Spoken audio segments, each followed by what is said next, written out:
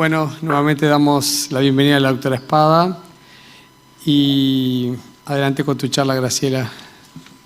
Ok, gracias Juan. Quería agradecerte, además de ti por la presentación, al Comité Científico de la Sociedad Uruguaya de Pediatría. Juan me comentó que es el Día del Pediatra en Uruguay hoy, así que feliz día para todos. El tema de hoy es síndrome inflamatorio multisistémico post-COVID. Esa es la abreviación con que van a ver durante toda la charla. Estos son mis conflictos de interés, tan solo los mencioné porque algunos de estos niños se manejan con drogas biológicas. Esta es la bibliografía recomendada al día de hoy, sobre todo sobre patogenia y tormenta de citoquinas, y básicamente esto es la infección por COVID y síndrome de activación macrofágica. De esta manera es como cuando los pediatras buscan leer de este tema, tratan de entrar a PubMed o a LILACS, que hay bibliografía latinoamericana reportada ahí, con múltiples nombres, ¿sí? Se lo llamó primero shock hiperinflamatorio, luego síndrome hiperinflamatorio con compromiso multiorgánico, PIMS, a todos nos quedó ese nombre de síndrome inflamatorio pediátrico multisistémico asociado temporalmente a COVID, SIN, como lo llamamos en nuestro país, síndrome inflamatorio multisistémico post-COVID, o si no pueden buscarlo como tormenta de citoquina asociadas a COVID. Esta es la manera en que uno debe hacer la búsqueda para poder ponerse al día en este tema. ¿De qué se trata esta entidad? Es una forma de presentación grave de la infección por SARS-CoV-2 en niños. La conocimos a fines de abril del 2020, donde la primera alerta apareció publicada como shock hiperinflamatorio asociado a COVID. Es una entidad inflamatoria, hiperinflamatoria. Esto significa que la inmunidad innata y adaptativa están alteradas y producen esa inflamación desmedida con hiperferritinemia y afectación multisistémica. Esta entidad es una entidad posviral, inmunomediada, por eso se la conoce como inmunopatía del COVID-19, y posterior al contacto estrecho o infección por SARS-CoV-2 entre 4 a 6 semanas y hay algún reporte de hasta 12 semanas, puede aparecer esta entidad. Es heterogénea desde el punto de vista clínico, van a ver slides clínicos y patogénicos y de tratamiento, he tratado de poner todo, y rara y potencialmente grave, ¿sí? Aunque más de la mitad de los niños pasan por unidad de cuidados intensivos, la mortalidad es baja, menos del 2%, y sin duda su abordaje requiere de un equipo multi e interdisciplinario.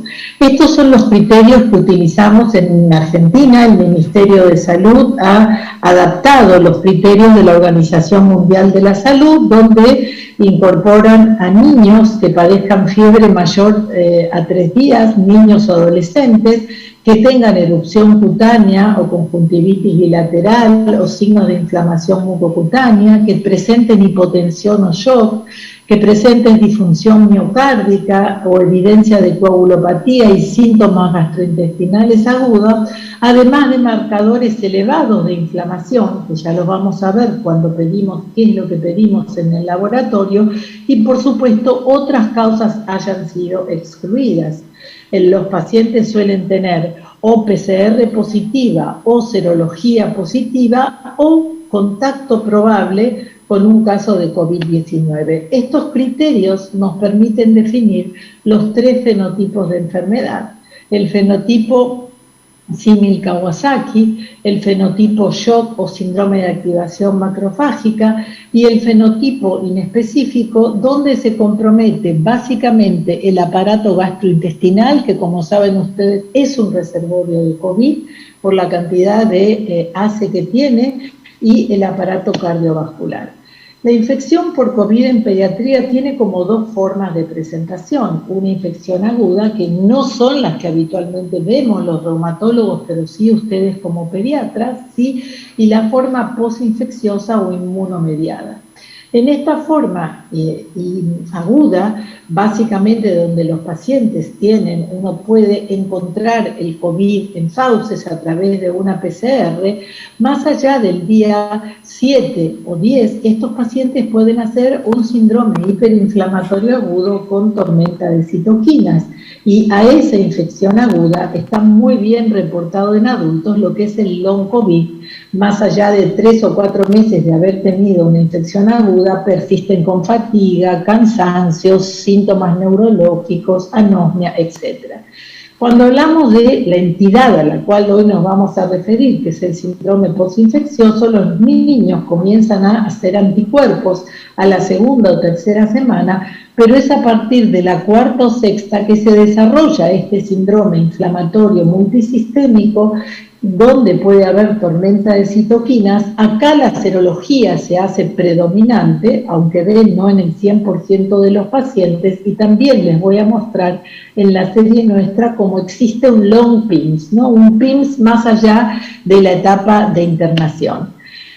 Si uno quiere resumir fácilmente, mi idea no era marearlos con patogenia, pero sí saber que la inmunidad innata y la adaptativa, están comprometidas, ya que la respuesta de anticuerpos funcionales es reducida con bajo nivel de anticuerpos neutralizantes, que lo que hacen es liberar citoquinas, producen una respuesta inflamatoria a partir de los receptores FC, lo cual da una mayor gravedad a la enfermedad y producen las manifestaciones clínicas que, como les dije, podían ser cardíacas, endoteliosis, intestinales, símil Kawasaki, comprometer el pulmón o el sistema nervioso central.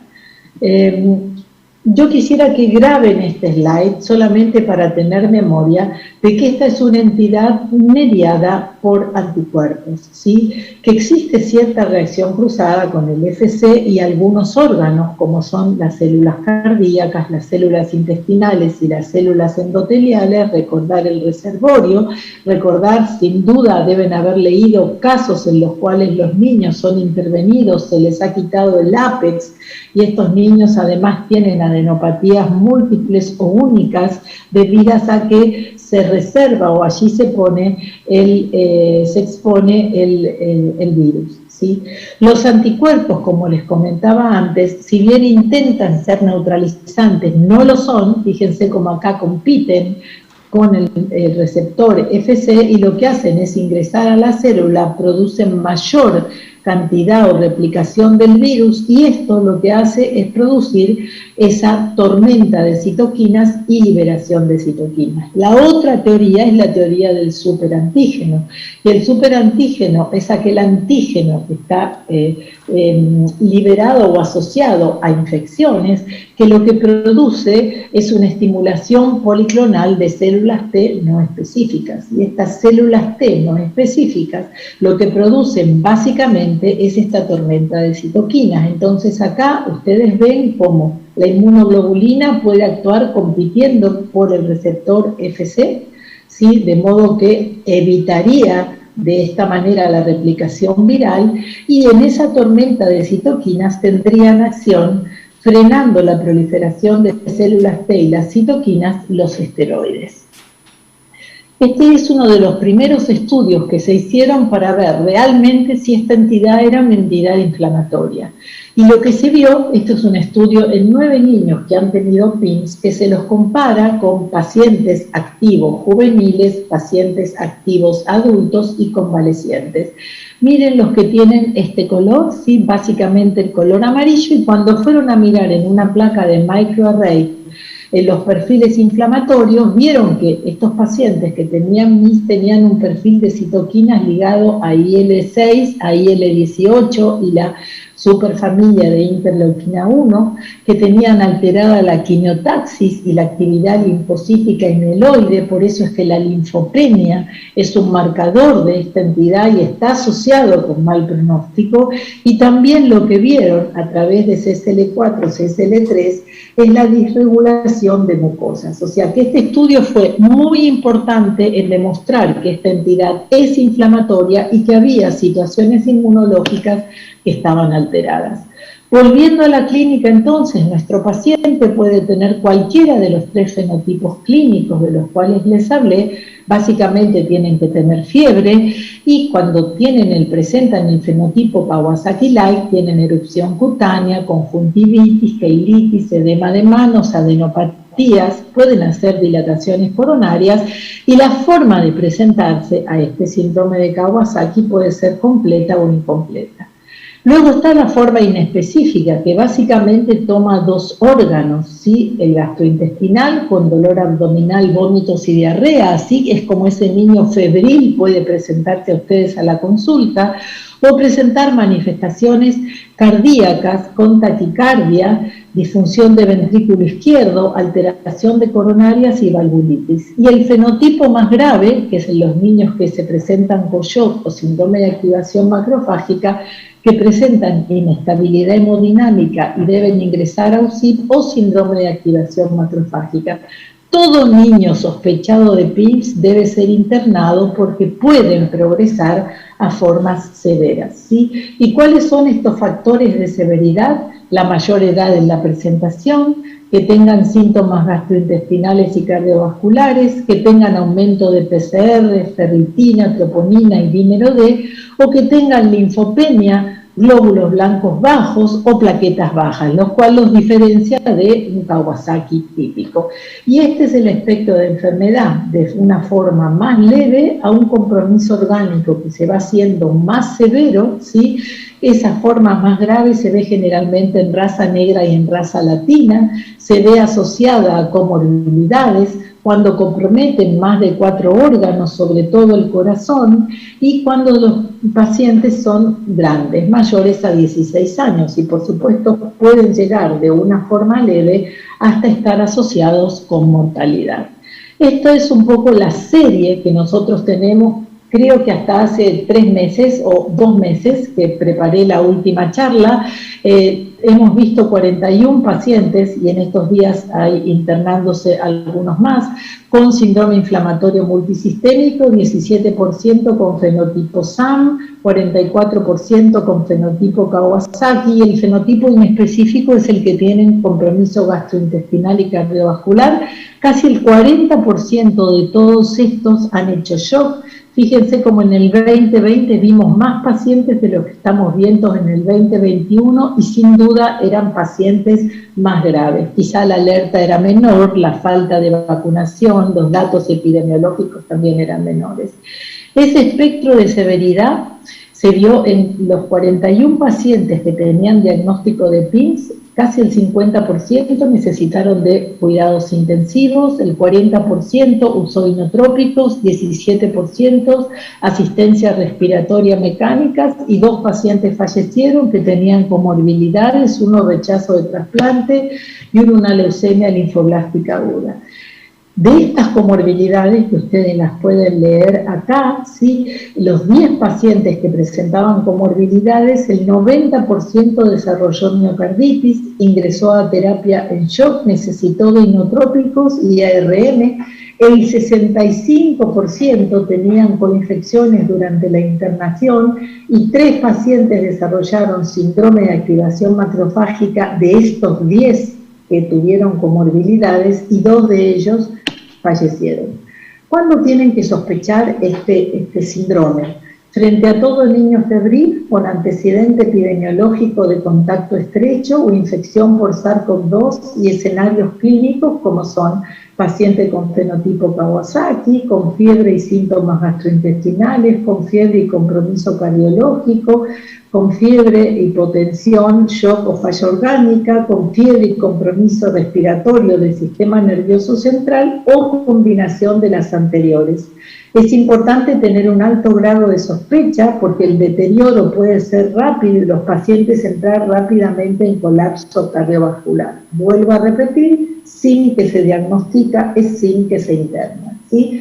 Los diagnósticos diferenciales, he tomado un artículo de la Sociedad Argentina de Infectología, ahí tienen la cita, de Argentina por supuesto, y donde plantean diagnósticos diferenciales, sobre todo con la Kawasaki clásico, con shock tóxico estreptotóxico o estafilotóxico, otras sepsis bacterianas, infecciones virales, miocarditis por otros organismos, y hay que pensarlo en el contexto de un abdomen agudo, del síndrome de activación macrofágica y de enfermedades reumatológicas sistémicas, ¿sí? Este estado de hiperinflamación ha hecho que a estos pacientes se los coloque bajo el paraguas de lo que se llaman tormentas de citoquinas, ¿sí? Como ven, el COVID-19 ha ingresado en el paraguas donde se encuentran los síndromes de activación macrofágica asociados a infecciones, a virus, a influenza, a enfermedades malignas, a distrés respiratorio, las formas primarias de síndrome de activación y aquel asociado a artritis sistémica. Y lo que ocurre en estos pacientes es falla orgánica, liberación desmedida de citoquinas y activación inmune desmedida. Nosotros hemos tenido 7 de 41 pacientes con síndrome de activación macrofágica, 17%, la mayoría eran mujeres, casi el 50% tenían comorbilidades, el 60% tenía serología positiva para SARS-CoV-2 y IgG, al 100% utilizamos gamma más corticoides, 3 a 5 pulses y requirieron de unidad de cuidados intensivos, 60% recibieron biológicos, un anti-interleuquina 6, un paciente pasó a un segundo biológico que fue anakinra y 2 pacientes de estos que desarrollaron SAM fallecieron. Tan solo para ingresarlos en lo que significa un síndrome de hiperferritinemia. La ferritina no es solo un reactante de fase aguda y no solo se encarga de transportar el hierro, ¿sí? Tiene funciones que están ligadas a la inflamación, ¿sí? Tienen acción antiinflamatoria mediada por interleuquina 10 y acción bien inflamatoria que conduce a la liberación de citoquinas e inflamación.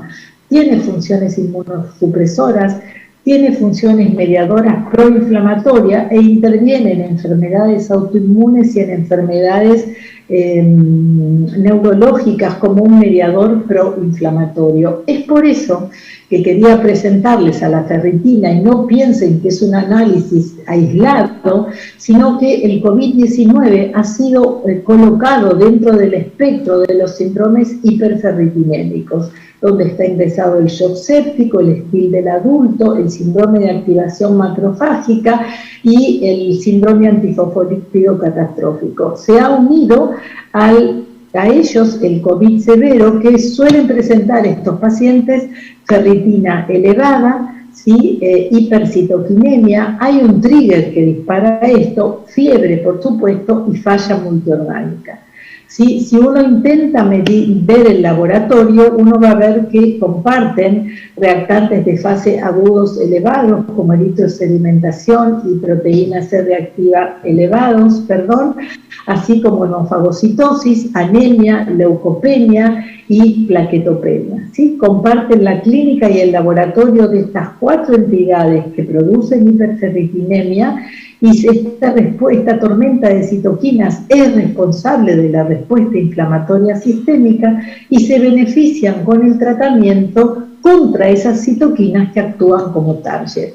Este es un hermoso slide de lo que es el síndrome de activación macrofágica. Fíjense cómo ha ido creciendo la literatura. Yo lo tomé de otra charla, de cuando hablo de síndrome de activación macrofágica, pero he incorporado en este iceberg donde uno tiene que pensar que los pacientes que están internados por fiebre e hiperferritinemia, que pueden tener cultivos negativos o positivos para sepsis y además pueden tener falla multiorgánica y disfunción sistémica, uno lo que está viendo, ¿sí? En este iceberg, en la puntita, está viendo como expresión el síndrome de activación macrofágica. Vuelvo a repetir que deben pensarlo en todo adulto niño que esté internado con fiebre e hiperferritinemia. Dentro de las múltiples causas, uno hoy tiene que pensar en COVID-19, que produce precisamente eso, niños hiperferritinémicos, febriles, donde uno descartó otras causas. Uno tiene que pensar que si se presenta con un síndrome de activación macrofágica, ese paciente puede tener un COVID. Y este sistema de anillos es tan solo para los pediatras, que yo sé que quizás no están familiarizados con lo que es un síndrome de activación macrofágica. Si bien esto es para artritis sistémica, en el PRES, que es un Congreso Europeo de Reumatología que tuvimos hace unos días, ya hay genes que están asociados al desarrollo de COVID, ¿sí? Estos son todos los disparadores que pueden gatillar síndrome de activación macrofágica. Fíjense la cantidad de infecciones. Yo lo que está en rojo es lo que está referido a COVID. Ese síndrome de activación macrofágica produce una masiva producción de citoquinas, daño tisular y fallo orgánico. Esas citoquinas, sobre todo las que están puestas en colorado, son las que se asocian con COVID, la familia de IL-1, IL-6 y TNF-alfa. Y recordar que la hiperferritinemia no solo es consecuencia de la inflamación, sino que está involucrada en el círculo inflamatorio y produce un círculo vicioso, como ustedes ven acá, que vuelve a desencadenar mayor inflamación. ¿Cuáles serían los síntomas de esa tormenta de citoquina? Los pacientes pueden presentarse con alteración mental, convulsiones, encefalopatía, por supuesto fiebre, que es lo que define al síndrome, distrés respiratorio agudo, anuria o oliguria, vísceromegalias, hematemesis, o sea, sangrado, muchas manifestaciones en piel, petequias, púrpura, equimosis, diferentes rayes, ¿sí? Y lo que uno va a ver en el laboratorio es alteración del líquido cefalorraquídeo, elevación de los reactantes de fase aguda, baja presión de oxígeno, falla renal, elevación de las transaminemias que explican, de las transaminasas, perdón, que explican la hepatomegalia, elevación de la bilirrubina, hipoalbuminemia, elevada amonemia, elevado triglicéridos, ¿sí? Y uno va a ver cuando busca todas esas lesiones en piel, leucopenia, anemia, trombopenia, o hemofagocitosis e hiperferritinemia, ¿sí?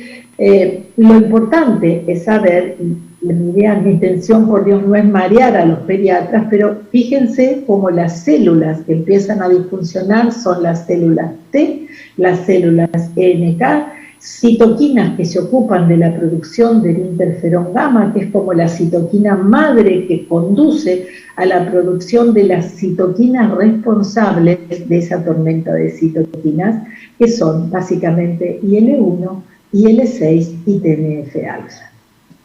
Bien, esto es lo que ocurriría en COVID precisamente.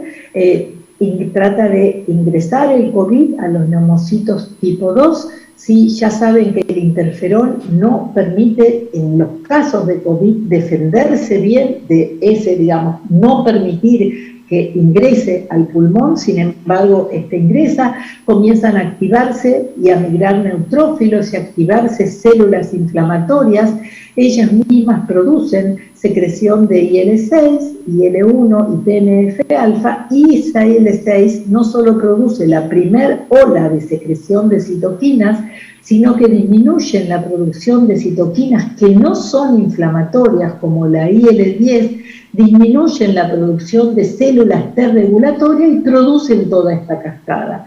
En la microvasculatura producen activación de factores vasculares, neutrofilia, alteran la cascada de coagulación, la activan, producen permeabilidad vascular, ¿sí? Microtrombos, falla multiorgánica y colapso circulatorio. A esto se lo conoce como endotelitis producida por interleuquina 6. Y en este diapositivo, que es el más fácil que yo encontré, les cuento cómo el COVID produce todo ese desencadenamiento o ese desastre. Este slide lo tomé solo para los reumatólogos, o sea, si los pediatras quieren no mirarlo, no lo miren.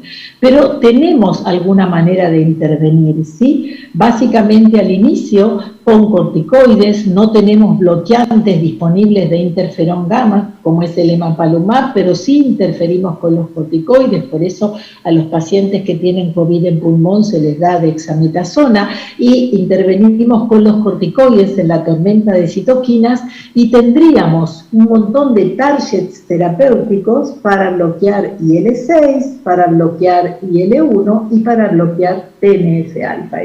Se los recomiendo, es muy interesante la lectura de este paper.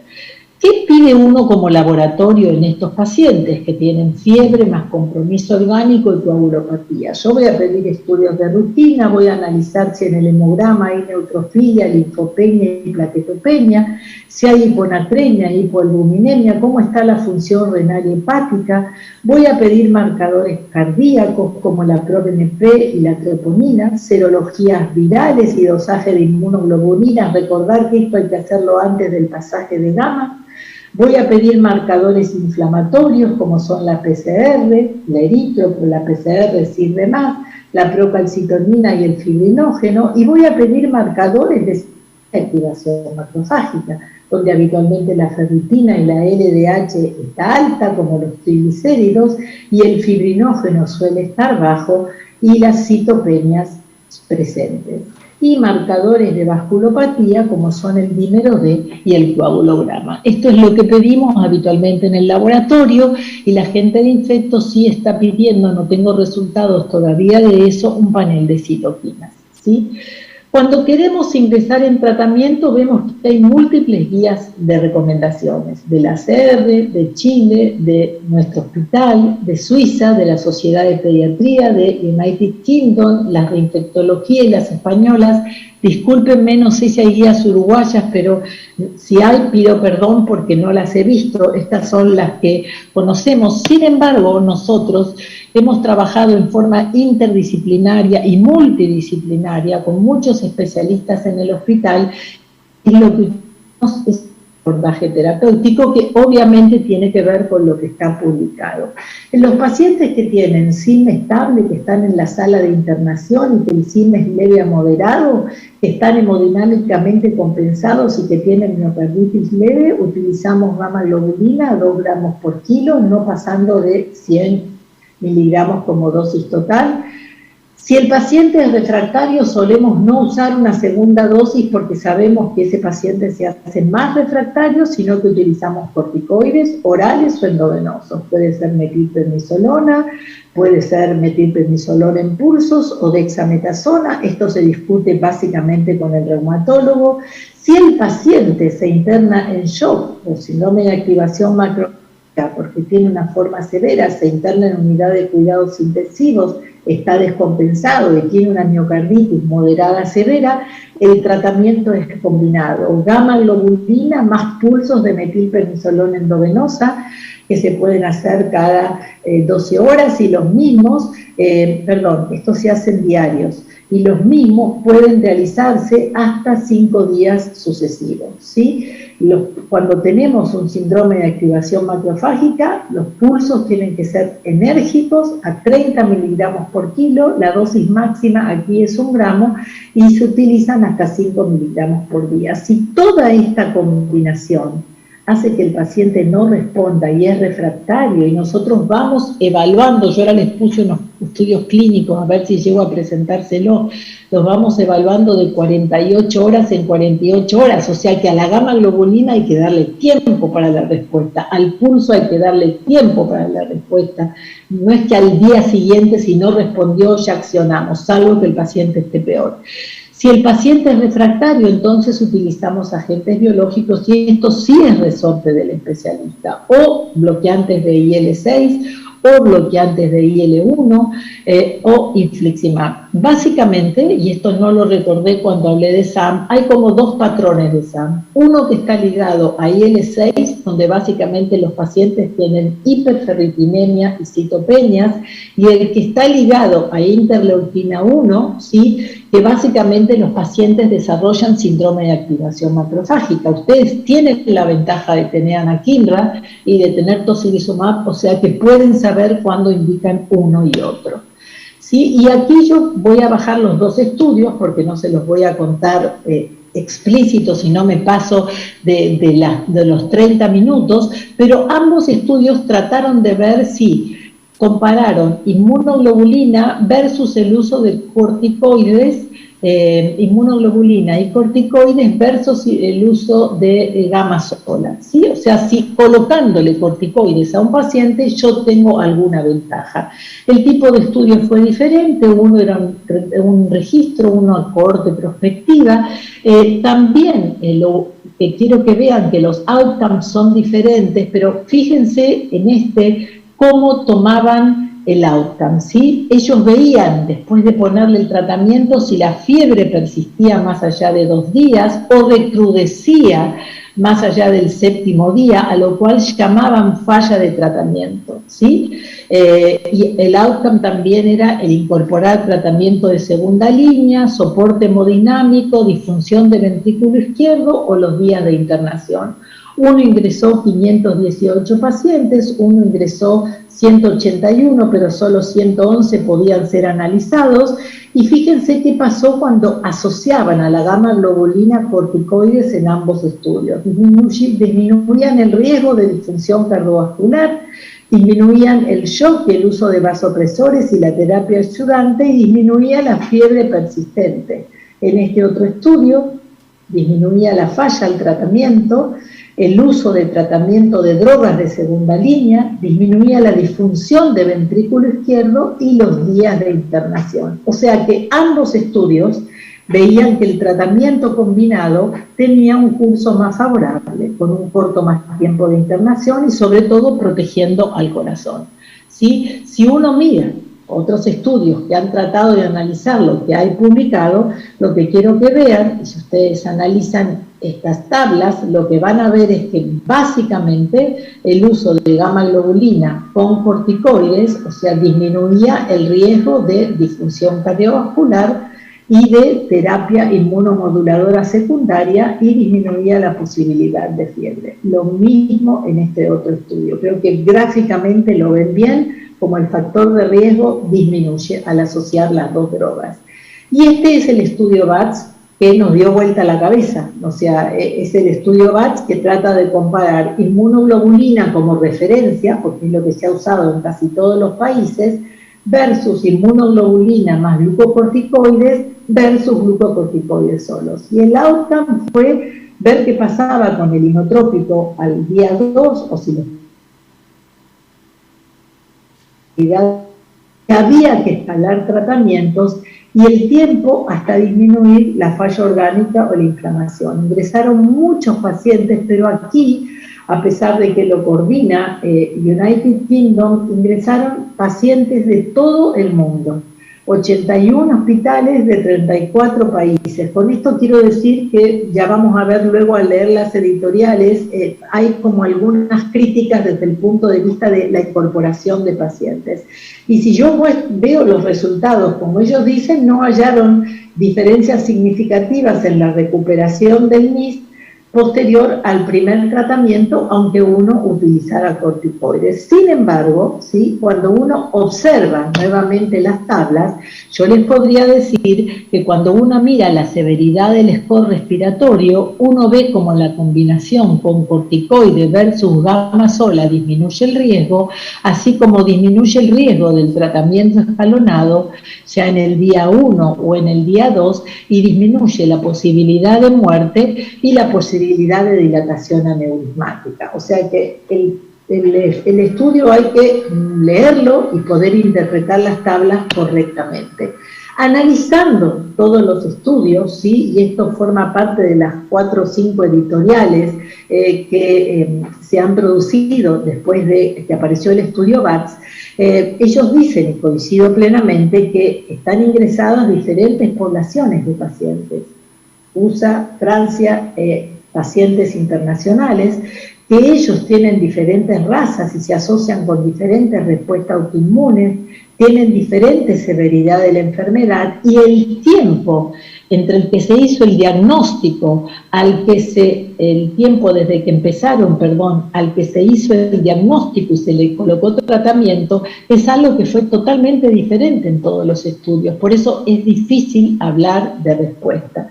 Ninguno per se puede responder a la pregunta de si el tratamiento debe ser único o combinado. Se trata de enfermedades raras, donde es muy difícil evaluar el efecto del tratamiento por el poder estadístico, ¿no?, de que son diferentes grupos heterogéneos para poder analizar. Se requieren, obviamente, y quizá al final de la pandemia tengamos estudios ensayados, controlados, aleatorizados, que permiten evaluar tanto seguridad como eficacia. Y aún lo que no se evaluó, porque no hemos tenido el largo plazo, es qué pasa con la progresión o la resolución de las anormalidades cardíacas en estos pacientes. Sin embargo, lo que ustedes tienen que tener, y espero que haya quedado como corolario de la charla, es que tenemos que disminuir a corto plazo las complicaciones y la mortalidad.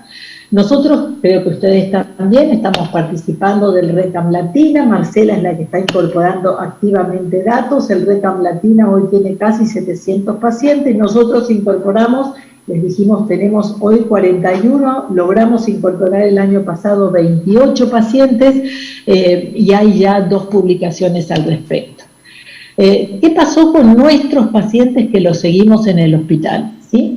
Lo que hicimos, los pacientes que hicimos con el corticoide, la idea es siempre disminuirlos lo antes que se pueda. Y obviamente, revisando la literatura, los que tuvieron forma leve, fuimos disminuyendo el corticoide un 25% cada 3 o 5 días para sacarlo en 2 semanas. Al moderado, en 5 a 7 días para sacarlo en 4 semanas. Al grave, que tuvo shock, en 6 semanas, y al que tuvo síndrome de activación, el descenso se hace lento de acuerdo con hematología.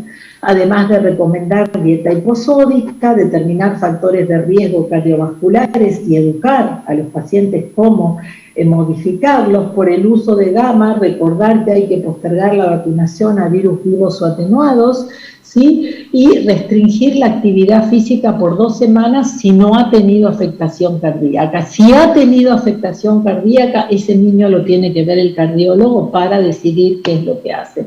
¿Y qué pasó con nuestros pacientes? 28 los tenemos en seguimiento de los 41, 4 cumplieron 1 año de seguimiento, 7 tuvimos que reconectarlos porque estaban tan bien que discontinuaron, 2 pacientes tuvieron linfopenia persistente que se evaluó con inmunología y quedaron con TMS profiláctico, 1 paciente hipogama también en seguimiento por inmunología y 3 pacientes continuaron con troponina elevada, a los cuales se está evaluando la posibilidad de resonancia angiocardíaca y perfusión cardíaca para ver qué es lo que pasa. Y hemos visto lo que llamamos síndrome Pons-Pins en 17% de los pacientes. 2 de los pacientes que están seguidos en forma ambulatoria presentaron precordialgia, valorados por cardiología con laboratorio normal. 2 pacientes presentaron dolor abdominal con reinternación, con ecografía abdominal con escaso líquido libre. 4 pacientes refirieron fatiga ante actividades diarias y 3 pacientes cambios del humor. O sea que estos pacientes merecen ser seguidos para ver qué ocurre con ellos. Mis comentarios finales: el SIM es una forma de presentación grave de la infección por SARS-CoV-2. La respuesta, les mostré, es hiperexagerada. Hay hiperinflamación con afectación del sistema digestivo y cardiovascular. Es una nueva entidad con síntomas únicos, diferentes cursos clínicos y diferentes mecanismos patogénicos. Distinguir el SIM de otras entidades infecciosas e inflamatorias es un gran desafío para todo pediatra que ve niños, ya sea en consultorio o en internación, pero uno tiene que tener sospecha de COVID en pandemia. Reconocer este síndrome, facilitar un diagnóstico temprano y abordaje terapéutico inmediato es muy importante. Pensarlo, como les dije cuando les mostré el iceberg, que puede tener COVID un niño que está internado febril con ferritina alta, falla multiorgánica e inflamación multisistémica, y recordar que para manejar estos pacientes hay que tener consolidado un equipo inter y multidisciplinario. Muchas gracias, aquí finalizo, y si me pasé de tiempo no me lo digan porque me da vergüenza. Hola, bueno, excelente charla, Graciela. Gracias, Juan. Muy buena realmente y muy clara. Hay poco tiempo para preguntas, pero bueno, la doctora Jurado tiene 2 de ellas. Yo te quería hacer una cortita y al pie, que es la siguiente. Que estamos viendo, si bien no hemos visto un gran número de síndromes multisistémicos acá, la pregunta es, si estamos viendo muchos trastornos, sobre todo de insomnio y trastornos cognitivos, por lo menos en pacientes que tienen artritis o alguna enfermedad autoinmune previa, ¿Ustedes han visto casos así de trastornos cognitivos o insomnios secundarios al COVID? Esto me estás hablando de pacientes que no desarrollaron PIMS. Estamos hablando de pacientes que desarrollaron COVID. En algunos que desarrollaron el síndrome multisistémico, sí, que no fueron muchos, fueron 2, pero después en general lo estamos viendo. Ustedes, más allá de lo multisistémico, ¿están viendo trastornos de índole psiquiátrico, por ejemplo? Sí, en chicos, esto lo hemos visto en pandemia, ¿sí? Trastornos de índole psiquiátrica. He visto en mi consultorio 6 o 7 pacientes con enfermedades reumáticas, porque yo hago reumatología pediátrica solamente con trastornos de la alimentación. Hemos visto chicos con síndromes depresivos o miedos, ¿sí? O ansiedad, eso sí hemos visto. Y en PIMS claramente sí te los mostré, hemos visto alteraciones en el colegio, alteraciones del humor, eso sí lo hemos visto. Por eso es que a estos chicos no hay que dejarlos, hay que seguirlos y ver qué pasa en el largo tiempo, ¿sí? No, en este caso se vio en pacientes que tuvieron COVID y como que el trastorno del insomnio era una de las cosas más frecuentes. Yo no recuerdo específicamente trastorno de insomnio, trastorno del sueño. La verdad no recuerdo eso. Ok, gracias. Rosario. Hola Graciela, muchas gracias por tu excelente presentación, divina como siempre, brillante. No, una cortita, en la serie de los pacientes que tuviste, ¿cuál fue el exantema? ¿Hubo algún exantema más característico que otro? Esto es para los pediatras sobre todo. No mostré esas fotos porque se me iba la charla. Mira, en los pacientes con Kawasaki hemos visto exantema no solo morbiliforme, sino exantema de cualquier tipo, ¿sí? Máculo-papular, urticariano, equimótico, hemos visto aquel Kawasaki típico, o sea que se tiene que pensar en el paciente que tiene un Kawasaki típico y se tiene que pensar en pacientes que tienen rash que pueden ser totalmente inespecíficos, ¿sí? Totalmente inespecíficos. Y la otra pregunta cortita es si se llega a usar tocilizumab, ¿por cuánto tiempo? El tocilizumab una vez, ¿sí? Nosotros lo hemos repetido una vez más en otro paciente, pero es una dosis y vemos cómo es la respuesta del paciente, ¿sí? Muchas gracias. Ahora Juan va a cerrar. Gracias, Grace.